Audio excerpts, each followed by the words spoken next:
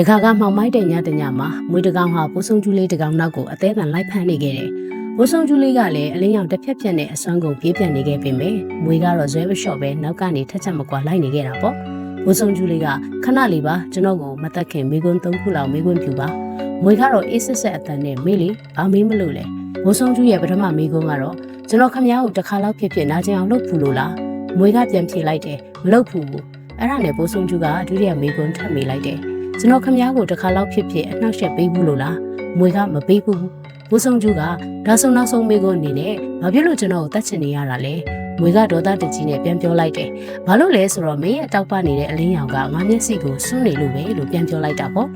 လောကမှာအချို့လူတွေကတင်မားနေလို့တင့်ကိုမုန်းတာမဟုတ်ပါဘူးတင်ပါအမားမှမလုပ်ခဲ့ပေမဲ့သူတို့ထပ်ပို့ပြီးတောက်ပနေလို့တောင်မုန်းကြတာပါတင်းရဲ့အောင်မြင်မှုတင်းရဲ့ကြော်ရွှင်မှုနဲ့တင်းရဲ့အရေးချင်းတွေကသူတို့ရဲ့မပြည့်စုံမှုတွေကိုသတိပေးနေတယ်လို့ဖြစ်နေတတ်ပါတယ်။ဒါကြောင့်အခြားသူတယောက်စိတ်သက်သာရာရဖို့အတွက်တင်းရဲ့အလင်းရောင်ကိုဘယ်တော့မှမမှိန်ဖြောက်လိုက်ပါနဲ့ဆက်ပြီးတောက်ပနေပါဘယ်သူအတွက်မှတင်းရဲ့အလင်းကိုမမှိန်စေနဲ့